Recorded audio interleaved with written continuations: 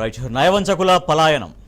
BRS party అధికారంలో ఉన్నటువంటి 10 సంవత్సరాలు అధికారాన్ని ఎంజాయ్ చేశారు. అధికారంతో గొప్పగా గౌరవించబడ్డారు. పెద్ద మనుషులు అని ట్రీట్ చేసిన తర్వాత పెద్ద మనుషులకు ఇవ్వాల్సిన గౌరవం కంటే చాలా అధికంగా గౌరవించారు అప్పుడు ముఖ్యమంత్రి బీఆర్ఎస్ అధినేత కేసీఆర్ గారు. కానీ ఇప్పుడు పార్టీ కొంచెం కష్టకాలంలో ఉన్నప్పుడు పార్టీకి వెన్నుపోటు పొడిచి పార్టీకి నయవంచన చేసి ఇవాళ అధికారం కోల్పోగానే అధికారం పక్కకు జరగగానే ఇవాళ మళ్ళీ అధికార పార్టీలోకి చాలా ఇంపార్టెంట్ ముఖ్యమైన నాయకులు అనుకున్న వాళ్ళు వెళ్ళారు.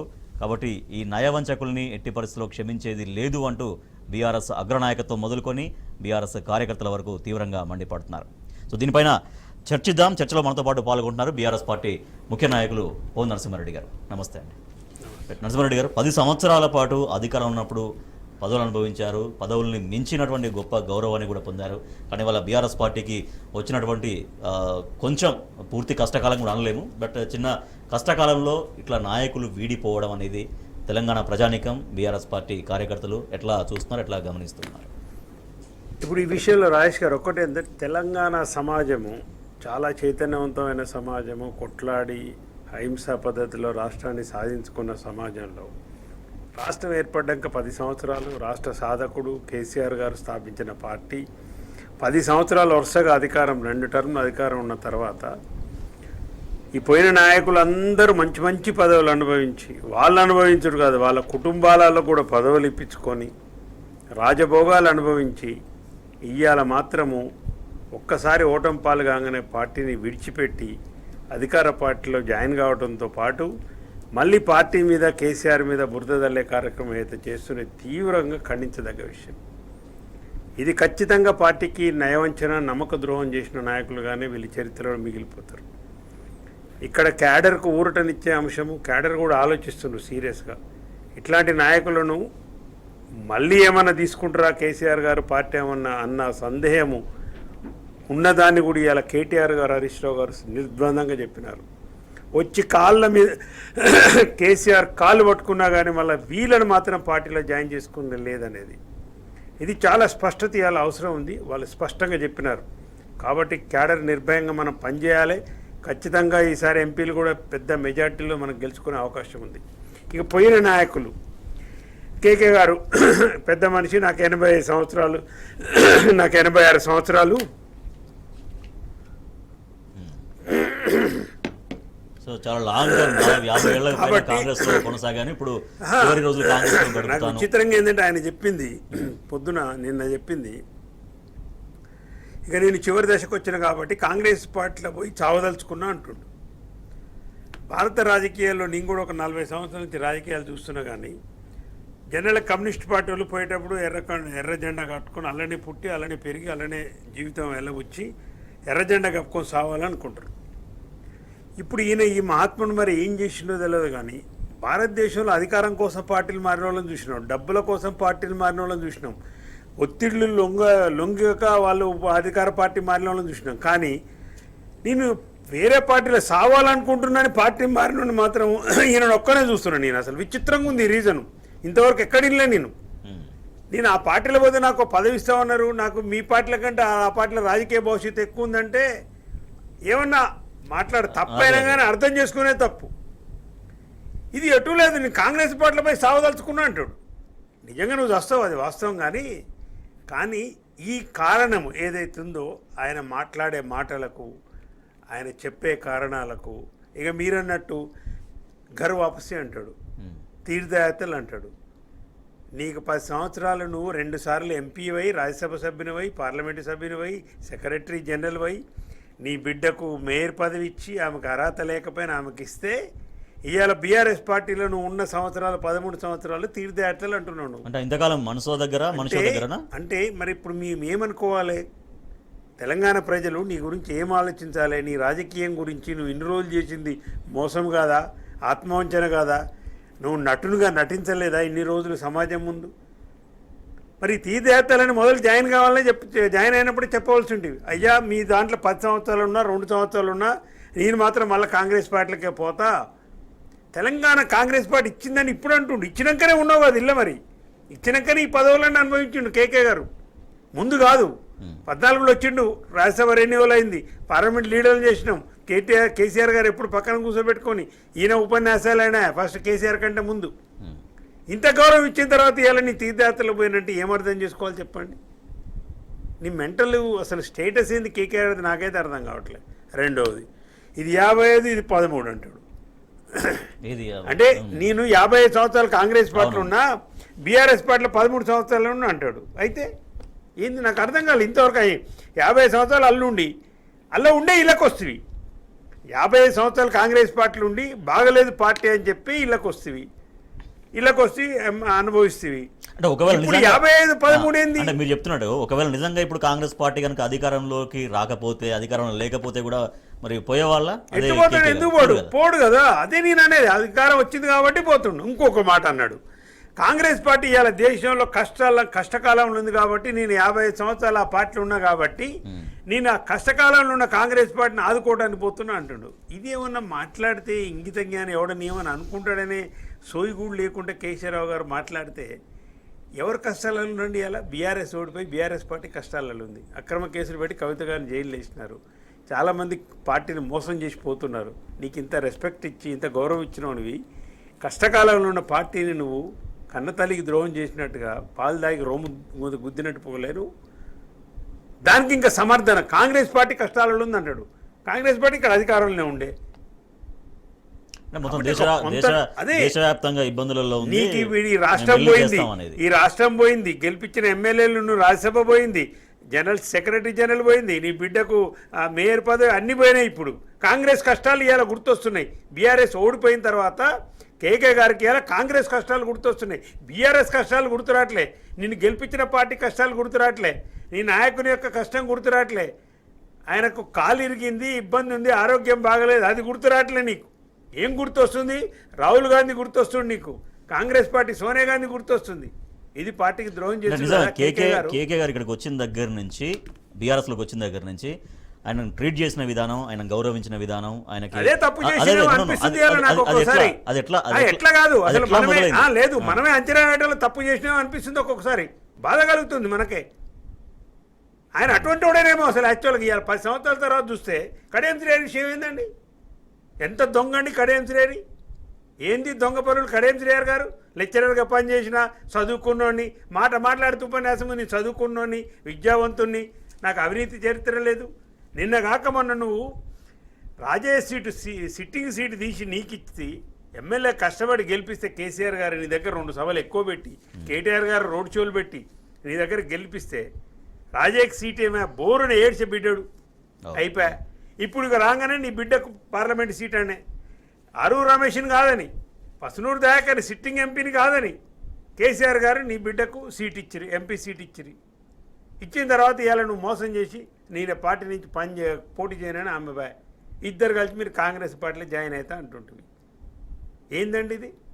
అదే అండి, ఇచ్చిన తర్వాత కూడా కావాల్సినవన్నీ వచ్చిన తర్వాత కారణాలు చూడండి. కారణాలు ఫోన్ ట్యాపింగ్ అట, అవినీతి అట, రాజకీయ ప్రత్యర్థులు మస్తు ఆరోపణలు చేస్తుంటండి. నీ మీద కూడా వచ్చిన ఆరోపణలు. నీకు సీట్ ఇవ్వలేదా? కొత్తగా అయినా కానీ రాజకీయాలకు ఎలాంటి అనుభవం లేకపోయినా నువ్వు అడిగినావని చెప్పి నీ మీద గౌరవంతో కేసీఆర్ గారు నీ బిడ్డకు సీట్ ఇచ్చిండ్రు. ఇవాళ ఇద్దరు ఒక స్ట్రాంగ్ మాదిగ కమ్యూనిటీ నుంచి ఉన్న అరువు రమేష్ని దూరం చేసుకునే పార్టీ నీకోసం, సిట్టింగ్ ఎంపీ బసనూరు దయాకర్ గారిని దూరం చేసుకుంటుంది, రాజయ్యని దూరం చేసుకుంటుంది. చేసుకున్న దానికి ఆగి ద్రోహం చేసిపోయినట్టు కదా ఇది. సో అదే వాళ్ళ వరంగల్ లీడర్స్ మాట్లాడారు. కడియం శ్రేయర్ కోసం చాలామంది ముఖ్యమైన నాయకులను మీరు చెప్పిన పేర్లతో పాటుగా చాలామంది క్యాడర్ని కూడా మేము లాస్ చేసుకోవాల్సి వచ్చింది. పార్టీ అంత త్యాగాలు చేసి అన్ని చేసిన తర్వాత మీరు ఇట్లా చేయడం ఏంటనేది వరంగల్ నాయకులు ప్రశ్నించారు. 2 విషయాలు ఆలోచన చేయాలి. అసలు కాంగ్రెస్ పార్టీ కూడా ఆలోచన చేయాలి.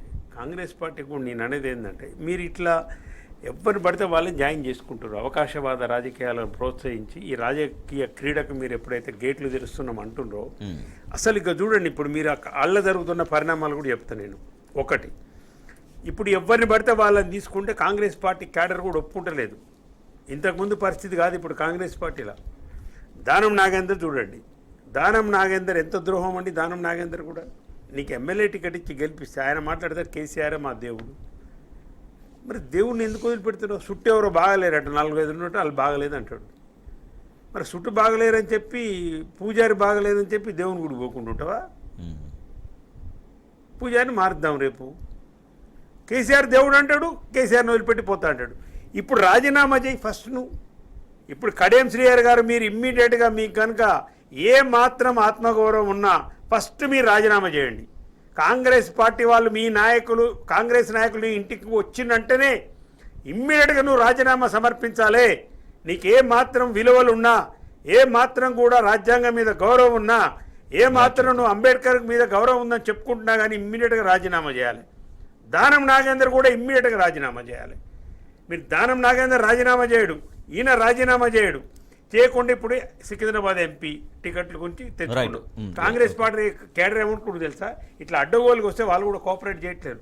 లాస్ట్ ఫలితం ఏం చేయాలి? సికింద్రాబాద్ సీటు మార్చే కాడికి వచ్చింది.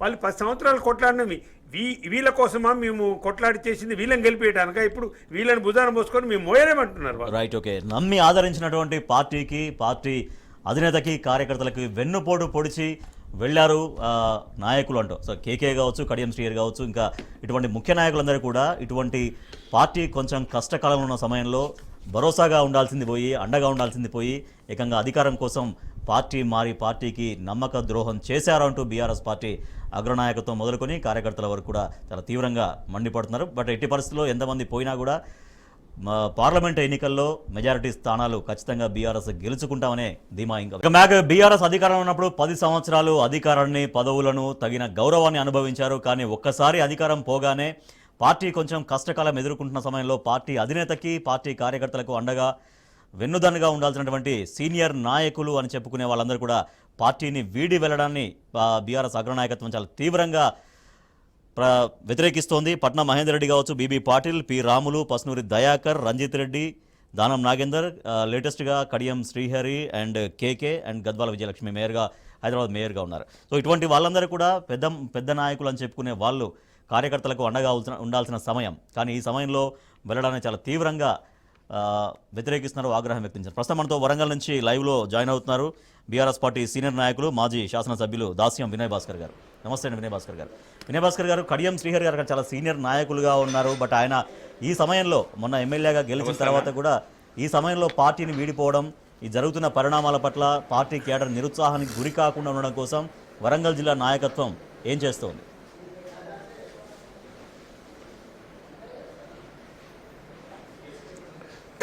వారు పొలిటికల్గా సీనియరే, దళిత నాయకులను అనగదొకట్లే సీనియరే, అవకాశ రాజకీయాలు తీసుకున్న దాంట్లో సీనియరే, వెన్నుపోటు పొడిచే దాంట్లో కూడా సీనియరే, దళిత ఉద్యమాలను కూడా అనగదొక్కే దాంట్లో సీనియర్.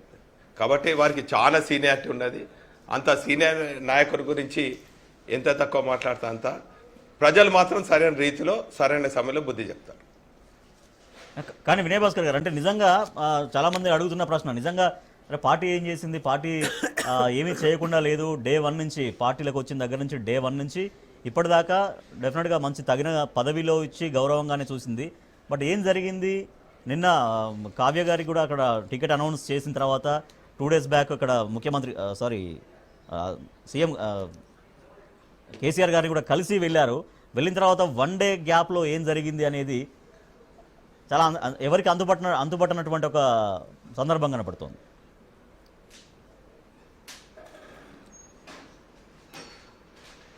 అంటే ఏం జరిగిందంటే ఏముంటుందండి, మీకు తెలియదు ఏమున్నది. పెద్ద ప్యాకేజ్ ముట్టింది. ఆ ప్యాకేజ్ వచ్చే వరకు ఇటు కేసీఆర్ తట్టు తిరిగిండు. ఆ ప్యాకేజ్ కోసం ఎదురు చూసిండు. ప్యాకేజ్ ముట్టినాక పెద్ద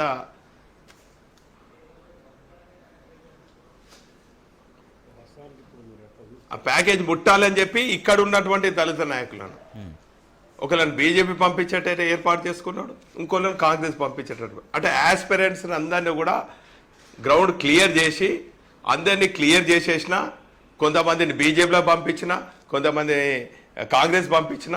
ఇప్పుడు నాకు నా పనితనం చూడండి, నా గొప్పతనం చూడండి, నా క్రీడ, ఈ రాజకీయ క్రీడ చూడండి అని చెప్పి ఒక పెద్ద బహుమతి, పెద్ద ప్యాకేజ్ తీసుకొని ఇప్పుడు మళ్ళీ కేసీఆర్ గారిని మరి వెన్నుపోటు పొడిచిపోయింది. ఇవన్నీ కూడా ప్రజలు గమనిస్తున్నారు. నేను అనుకుంటా వరంగల్ జిల్లాలో సరే వారితోని నేను కూడా నా రాజకీయ ప్రయాణం అయింది. వారు ఎక్కడైనా చూడండి, వారికి పదవి ఇస్తే ఆ నాయకుడిని పోగొడతాడు. ఆ నాయకుని పదవి పోతుందంటే వెన్నుపోటు పొడుస్తాడు. రైట్ ఫ్రమ్ ఎన్టీఆర్ గారు ఒక దళితుడు అని చెప్పి ఇచ్చేసి విద్యావంతుడు అని చెప్పి ఈయనకు ఫస్ట్ టైం గెలవగానే మంత్రి పదవి ఇస్తే పాపం ఎన్టీఆర్ రాజకీయ సంక్షోభం కాగానే చంద్రబాబు పక్షాన చేరాడు. చంద్రబాబు పార్టీలో చేరి టీడీపీలో ఏ ఒక్క దళిత నాయకుని కూడా ఎదగనీయలేదు. తన సామాజికంగా ఉన్నటువంటి వర్గ నాయకులను ఎక్కడ కూడా ఎదగనీయలేదు. అధిష్టానానికి అన్ని దొంగ మాటలు చెప్పి లేనిపోని కుట్రలు చేసి కుతంత్రాలు చేసి అందరిని కూడా ఖతం చేశాడు. పాపం టీడీపీలో ఉన్నటువంటి దళిత నాయకులు ఆఖరిగా ఖతం చేస్తే పాపం మందకృష్ణ గారు సామాజిక ఉద్యమం కోసము ఆయన ఉమ్మడి రాష్ట్రంలో సైకిల్ యాత్రలు చేసి పాదయాత్రలు చేసి గడప గడప తిరిగి మరి దళిత ఉద్యమాన్ని పెద్దగా తీసుకుపోతుంటే అప్పుడు ఉన్నటువంటి ముఖ్యమంత్రి కనుసైగల్లో పనిచేసే ఈ కడియం శ్రీహరి నువ్వు ఎట్టి పరిస్థితుల్లో మందకృష్ణ గారిని ఆ ఉద్యమాన్ని నీరుగార్చాలి, దాన్ని చీల్చాలంటే దాన్ని ఒక పేటెంట్ రైట్గా తీసుకొని కడియం శ్రీహరి గారు పాపం అక్కడ ఉన్నటువంటి కృపాకర్ మాదిగను చీల్చి ఆ రోజు ఉద్యమాన్ని నీరుగార్చాలని చూశారు. కొంతవరకు విజయం సాధించవచ్చు. అక్కడ కూడా ప్యాకేజ్ తీసుకొని మాట్లాడాడు, ఆ ఉద్యమాన్ని నీరుగార్చాడు. ఆ తర్వాత గన్పూర్ ప్రజలందరూ కూడా మూల కూసబెడితే తెలంగాణ ఉద్యమం ఉవ్వెత్తున లేచినప్పుడు ఇక 5-6 నెలల్లో తెలంగాణ వస్తుందని చెప్పి తెలంగాణ ప్రజలందరూ కూడా కేసీఆర్ వైపు చూస్తుంటే పాపం కేసీఆర్ గారి సంగతి మీకు తెలియదండి, యావత్ తెలంగాణ ప్రజలకు తెలుసు. మనసున్న మహారాజు, వెన్న లాంటి మనసు. పాపం ఒక లక్ష్యం పెట్టుకున్నారంటే కుట్రలు చేసేటోళ్ళు కుతంత్రం చేసేటోళ్ళు ఎవరైనా పర్వాలేదు, మనకు ఆ లక్ష్యం ముఖ్యము, లక్ష్యం చేరుకోవాలని చెప్పి తెలంగాణ ఉద్యమంలో బొంత పొరుగును కూడా ముద్దించుకోవాలన్నాడు. ఆ బొంత పొరుగును ఇంకా 4-5 నెలల్లో తెలంగాణ వస్తాయని చెప్పి ప్రజలందరూ కూడా కేసీఆర్ పక్షాన ఉన్నారు, టీఆర్ఎస్ పక్షాన ఉన్నారని చెప్పి ఆ రోజు టీఆర్ఎస్ పార్టీలో చేరింది. చేరినోడు మంచిగుండా అన్న, ఈ పార్టీలో కూడా కుట్రలు, ఈ పార్టీలో కుతంత్రాలు, ఈ పార్టీలో ఉన్నటువంటి దళిత నాయకులను కథం చేసిండు. ఎన్నండి చెప్పుకుంటా పోతే ఈయన కుట్రలు కుతంత్రాలు. ఈ మీరు గంట సేపు డిబేట్ గంట సరిపోదండి. సో మీరు వారి కుట్రలు కుతంత్రాలు చాలా భయంకరంగా ఉంటాయి. అది అనుభవించిన వాళ్ళకే తెలుస్తుంది. Okay right. నరసింహారెడ్డి గారు 9 కాదండి, ఇంకా 9 days అయినా కూడా వారు చేసేటి కుట్రలు కుతంత్రాలు దిగాయి. సో డెఫినెట్ గా మావోయిస్టు ఉద్యమంలో కూడా దాన్ని అనగా మంత్రిగా ఉండి మావోయిస్టు ఉద్యమాన్ని కూడా అంచాలని చూసిండు. రైట్ మాట్లాడదాం. నరసింహారెడ్డి గారు, సో అంటే వారి మాటల్లో చాలా ఆవేదన వ్యక్తమైంది. ఎందుకంటే అంత మనం గౌరవించిన తర్వాత, పార్టీగా గౌరవించిన తర్వాత, అంత ఉన్నతమైన పదవులు ఇచ్చిన తర్వాత ఇట్లా చేయడం ఏంటంటే వారి తెలుస్తుంది వారి ఎమోషన్. ఇంతకు ముందు మాట్లాడినప్పుడు కేకే గారు కానీ ఇప్పుడు ఈ కడియం శ్రీహరి కానీ ఎవరైనా కానీ అన్ని అవకాశాలు అందిపుచ్చుకొని మంచి స్థాయిలో పదవులు పొంది లాభం పొంది ఇవాళ వెన్నుపోటు పోవటం అనేది, దీనివల్ల బీఆర్ఎస్ ఏదో తగ్గుతుందని కాంగ్రెస్ ఏదో కుట్ర చేస్తుంది, వీళ్ళని తీసుకొని బీఆర్ఎస్ని మానసికంగా ఇవి జరగవండి. వీళ్ళెవ్వరు ఇప్పుడు పోయిన నాయకులు ఎవ్వరూ తెలంగాణ మూమెంట్లో లేరు. వీళ్ళు తెలంగాణ పార్టీ స్థాపించినప్పుడు, టీఆర్ఎస్ పార్టీ స్థాపించినప్పుడు ఉన్న నాయకులు కాదు. ఇప్పుడు పోయినా మధ్యన వచ్చిన వాళ్ళు మధ్యనే పోయినారు. ఇంకొక ముఖ్య విషయం ఏంటంటే కార్యకర్తలు, మండల స్థాయి నాయకులు, తాలూకా నాయకులు, నియోజకవర్గ స్థాయి నాయకులు, ఒక్క నాయకుడు కూడా ఇంతవరకు ఏ పార్టీకి పోలే. ఆ 60 లక్షల మెంబర్షిప్ సభ్యులు ఎవరైతే ఉన్నారో చాలా స్ట్రాంగ్ ఉన్నారు. ఈ పోయిన నాయకులు స్వార్థం కోసం పోయినారు. ఇలా జరిగిన ఎన్నికల ఫలితాలు ఏంది రాజేష్ గారు? కార్యకర్తలు ఆలోచిస్తున్నారు, చూస్తున్నారు. ఎంత పర్సెంట్ కాంగ్రెస్కి వచ్చింది, డిఫరెన్స్ ఎంత ఉంది బీఆర్ఎస్ కాంగ్రెస్కు? 1.8%. Not even 5 lakhs. 4,82,000 ఓట్లు మాత్రమే కాంగ్రెస్ పార్టీ అధికారంలోకి వచ్చింది. 4,82,000 ఓట్ల తేడాతోనే 37% ఓట్లు ప్రజలు బీఆర్ఎస్ పార్టీకి వేసినారు. కాంగ్రెస్కి 35 చిల్లర వచ్చింది. ఇంత ప్రజాదరణ ఉన్న పార్టీని కేవలం ఓటమనే చెప్పేసి 39 అసెంబ్లీ స్థానాల్లో గెలిచింది. దాన్ని సాగ్గా చూపెట్టి అలా కాంగ్రెస్ పార్టీల కుట్రలో మీరు భాగమైపోయి కేసీఆర్ని దెబ్బతీయాలని చూస్తే అది మీ తరం కాని పని అనేది ఒక విషయం. రెండో విషయం ఏంటంటే కార్యకర్తలు, కాంగ్రెస్ విషయం కూడా చెప్తున్నాను నేను. కాంగ్రెస్ పార్టీ కార్యకర్తలు కూడా వీళ్ళెవరిని రిసీవ్ చేసుకునే పొజిషన్లో లేదు. వీళ్ళకి రొంట జడ్డర్ ఎవడవుతారు మీరు చూడండి. ఒక్కొక్కటి ఇంతకుముందు సికింద్రాబాద్ ఎగ్జాంపుల్ చెప్పిన, సికింద్రాబాద్ ఎగ్జాంపుల్ ఇవ్వాలని దానం నాగేందర్ రాజీనామా చేయకుండా అక్కడికి వస్తే అక్కడ కార్యకర్తలు కూడా ఇవ్వాలని దానం నాగేందర్ కోసం పనిచేసేటట్టు లేరు. 10 సంవత్సరాలు కొట్లాడి మళ్ళీ వీళ్ళ కోసమే నానే దగ్గరకు వస్తుంది ఇప్పుడు వ్యవహారం. అదే ఎక్కడ ఇవాళ కడియం శ్రీహరి నిలబడ్డా కానీ ఖచ్చితంగా బీఆర్ఎస్ కార్యకర్తలు ఓడగొడతారు, ప్రజలు ఓడగొడతారు, కాంగ్రెస్ పార్టీ కార్యకర్తలు కూడా పనిచేసేటట్టు లేరండి. ఇది వాస్తవం. రైట్. బీఆర్ఎస్ పార్టీ అధికారంలో ఉన్నప్పుడు 10 సంవత్సరాలు అధికారాన్ని, పదవులను, గౌరవాన్ని అనుభవించారు. కానీ ఇప్పుడు సీనియర్ నేతలుగా చెప్పుకున్నటువంటి వాళ్ళు బీఆర్ఎస్ పార్టీ కొంచెం కష్టకాలంలో ఉన్నప్పుడు పార్టీ అధినేతకు అండగా ఉండాల్సినటువంటి సీనియర్ నాయకులు ఇవాళ బయటికి వెళ్ళడాన్ని బీఆర్ఎస్ పార్టీ తీవ్రంగా ఖండిస్తోంది. సో దాంట్లో భాగంగా కేకే అండ్ కడియం శ్రీహరి పార్టీలో అనేక పదవులు అనుభవించి తగిన గౌరవం అనుభవించి వెళ్ళడాన్ని బీఆర్ఎస్ పార్టీ అగ్రనాయకత్వం చాలా తీవ్రంగా పరిగణిస్తోంది. రైట్. వినయ్ భాస్కర్ గారు, సరే, ఎంపీ క్యాండిడేట్గా ప్రకటించిన తర్వాత అక్కడ నుంచి కావ్య షిఫ్ట్ కావడం, కాంగ్రెస్ పార్టీకి వెళ్ళడం అదొక పరిణామం అయితే డెఫినెట్గా నెక్స్ట్ వెరీ సూన్ రేపు ఎల్లుండో పార్టీ ఇంకో క్యాండిడేట్ అనౌన్స్ చేస్తుంది. వరంగల్ పార్లమెంటు బీఆర్ఎస్ అభ్యర్థి గెలుపు కోసం ఎట్లా శ్రేణులన్నీ కూడా మరోసారి సమాయత్తం కాబోతున్నాయి, ఏం చెప్తారు క్యాడర్కి?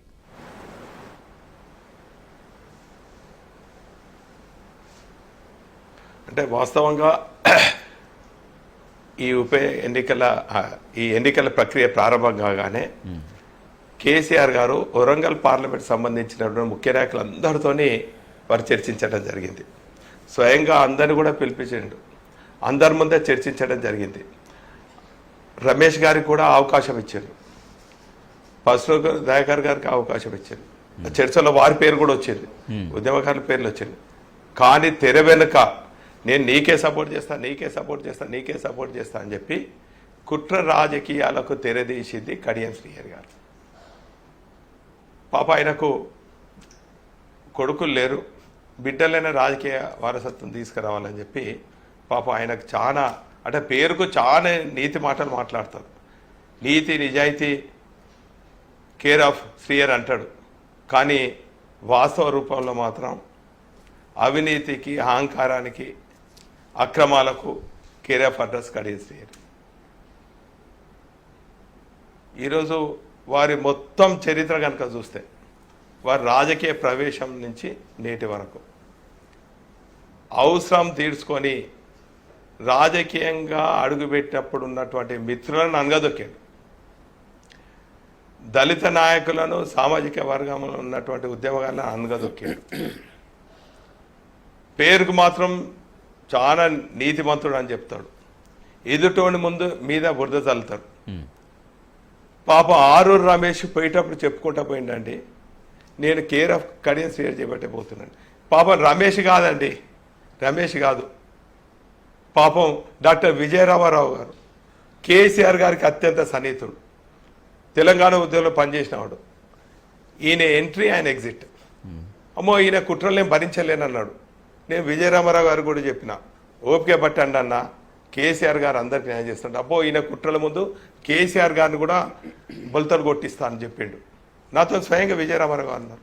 వారే కాదు, పాపం 2009లో డాక్టర్ పరమేశ్వర్ గారు పార్లమెంట్ అభ్యర్థి, ఈయన రాగానే చెప్పిండు, అమ్మ నేను ఉండలేనన్నా, ఈయన కుట్రల ముందు నేను కాదు, నాకు గతంలో కూడా తెలుగుదేశంలో నేను పనిచేసిన విధానం తెలుసు, దళితుల్నే టార్గెట్ చేసి మమ్మల్ని ఎదుగనియాని అన్నాడు. ఆయన అందుకే పోయాడు. పాపం దొంబడి సాంబయ్య పోలీస్ నౌకరి మంచి, ఇప్పుడు నేను అనుకుంటే ఇప్పుడు సిపి, పాపం ఇంతకుముందు వారి మిత్రుడు నారాజు ఉన్న పొజిషన్లో ఉండాలి, నారాజు ఉన్నట్టు ఎమ్మెల్యేగా ఉండాలి, ఆయన సిపి పొజిషన్ రావాలి. పాపం ఒక దళితుడు అని చెప్పి ఈయన నమ్ముకొని వస్తే కథం, టీడీపీలో కథం చేసిండు, కాంగ్రెస్ పోతే ఇది. పాపం ఇప్పుడు ఆస్పిరెంట్ ఉన్నాడట, ఢిల్లీ దాకా ఆయన పేరు పోయిందట, ఇప్పుడు ఆయన పేరు లేకుండా కథం చేశాడు. పాపం మందకృష్ణ గారి గురించి అందరికీ తెలుసా అండి. ఈ రాష్ట్రం కాదు, పొరుగు రాష్ట్రంలో, ఇదే కాదు దేశంలో కూడా ఆయన సామాజిక ఉద్యమకారుడు. పాపం అనేక సందర్భాల్లో ఈయనకు కూడా అండగా ఉన్నటువంటి వాడిని, ఈయనకు కూడా అండగా అనేక స్టేట్మెంట్లు ఇచ్చాడు, అండగా ఉన్నాడు. కానీ పాపం అటువంటి ఉద్యమకారుణ్ణి చంద్రబాబు కనుసైగల్లో పనిచేస్తున్నటువంటి సమయంలో శ్రీహరి గారు ఏం చేశాడన్న ఉద్యమాన్ని రెండుగా చీల్చాడు. కృపాకర్ గారిని ఒక వర్గం, ఈయన ఒక చేశాడు. ఉద్యమం నీరుగారిందండి. పాపం కృష్ణన్న ఏదో ఇంకా ఉద్యమం నడిపిస్తూనే ఉన్నాడు. Right, okay. అంటే ఈ ఉద్యమ పార్టీలను ఈరోజు శ్రీహరి పోతే ఆగుతుందా? చాలా సంతోషపడుతున్నారు. ఇప్పుడు ఈరోజు కూడా పాపం కేసీఆర్ గారు ఆయన మంచితనాన్ని అలుసుగా తీసుకొని బ్లాక్మెయిల్ రాజకీయాలు చేస్తూ ప్రతిసారి ఇది పాపం డాక్టర్ రాజా గారు ఏం చేశారండి, ఈయన కన్నా ముందు వచ్చాడు, ఆయన రాజీనామా చేసి వచ్చాడు, సిట్టింగ్ ఎమ్మెల్యే కాదని కూడా ఈయనకి ఇచ్చాడు, ఈయన నిలుపుకోడండి. రైట్ రైట్ వినయ్ భాస్కర్ గారు, సో ఇప్పుడు ఎమ్మెల్యే కావాలి, రోజు పదవి లేకుండా ఉండొద్దు, ముఖ్యమంత్రి కావాలి. ఎస్ అంటే ఇప్పుడు మీ పార్టీ క్యాడర్గా క్యాండిడేట్ని ఎవరు ప్రకటించినా కూడా ఇప్పుడు జరిగిన పరిణామాలన్నీ కూడా క్యాడర్కి ఎక్స్ప్లెయిన్ చేస్తూ ప్రజలు ఇవన్నీ గమనిస్తున్నారు కాబట్టి ప్రజలకు ఎక్స్ప్లెయిన్ చేస్తూ మీ పార్టీ అభ్యర్థి కోసం గెలుపు కోసం ఎట్లా పనిచేయబోతున్నారు కంక్లూడింగ్ చెప్పండి. ఇక మీరు చివరి వన్ వర్డ్ మీరు చెప్తారు. ఓకే చెప్పండి వినయ్ భాస్కర్ గారు. కంక్లూడింగ్ చెప్తున్నా, పార్టీ ఎవరైనా కూడా ఒక క్రమశిక్షణ కార్యకర్తలందరూ కూడా పనిచేస్తారు. మీకు ఒక చిన్న ఉదాహరణ చెప్పి నేను ముగిస్తా అండి. మొన్న వీరి అభ్యర్థిత్వాన్ని అంటే కడియం కావ్య గారి అభ్యర్థిత్వాన్ని బలపరుస్తున్న సందర్భంలో కొంత డిఫర్ అయినప్పటికీ కూడా కొన్ని డిఫరెన్స్ ఆఫ్ ఒపీనియన్ ఉన్నా కూడా ఒక గులాబీ సైనికునిగా కార్యకర్తగా అందరినీ బతిలాడి పామాడి ఈ వీరి అభ్యర్థిత్వాన్ని బలపరిచినాం. అదే కాదండి, వరదపేటలో రమేష్ బెండే వరదపేట కాన్స్టిట్యున్సీ కావ్య గారిని పిలిచి పెట్టినాం. పార్లమెంట్ సెగ్మెంట్ల ముఖ్యులతో పిలిచి మీటింగ్ పెట్టినాం. అనేక కార్యక్రమాల్లో వారి అభ్యర్థిత్వం ప్రకటించగానే ఒక చెల్లెలాగా పక్కకు కూర్చోబెట్టుకొని అనేక కార్యక్రమాలు చేసినాం. డిఫరెన్స్ ఆఫ్ ఒపీనియన్ ఉన్నా కూడా ఒక అభ్యర్థి గెలవాలి, ఏం తక్కువ చేసినామండి. కాబట్టి మొన్నటికి మొన్న అన్న ఒక్కటే నిమిషం, మొన్నటికి మొన్న హరీష్ గారి నాయకత్వంలో ముఖ్యులమందరం కూడా వరంగల్ పార్లమెంట్ ముఖ్యులందరూ కూడా కూర్చున్న తర్వాత 31 తారీఖు రోజు మరి వరంగల్లో సమావేశం పెడతామన్నారు. ఇప్పుడు అది పోస్ట్పోన్ అవుతుంది అనుకుంటా. ఖచ్చితంగా 31 తారీఖు రోజు హరీష్ గారి నాయకత్వంలో మరి ఇక్కడ వరంగల్ పార్లమెంట్ ముఖ్యులతోని మా కార్యకర్తలతోని రెట్టింపు ఉత్సాహంతో వస్తారు. ఖచ్చితంగా మా కార్యాచరణ ప్రణాళిక సిద్ధం చేసుకుంటున్నాం, ముందుకు పోతాం తప్ప వేరే ఆగే ప్రసక్తి లేదు. ఇటువంటి అవకాశ రాజకీయవాదులకు అక్రమంగా సంపాదించిన వాళ్లకు ప్రజలే బుద్ధి చెప్తారు. రైట్ రైట్ నరసింహరెడ్డి గారు చివరిగా అంటే వారు చెప్తున్నారు డెఫినెట్గా అంటే అక్కడ క్యాండిడేట్ అనౌన్స్ అయిపోయింది కాబట్టి చాలా ఆవేదనగా ఉన్నారు. ఎవరు పోయినా విజయం కోసం మేము కృషి చేస్తాం, ఎవరు వచ్చినా విజయం కోసం కృషి చేస్తాం, ఖచ్చితంగా గెలుస్తాం. టీఆర్ఎస్ పార్టీ కేసీఆర్ గారు ఉన్నంత కాలం కేసీఆర్ గారి నాయకత్వంలో ఈ పార్టీ దినదిన అభివృద్ధి చెందుతుంది. ఇటువంటి ఒడిదుడుకులు బీఆర్ఎస్ పార్టీ కొత్త కూడా కాదు.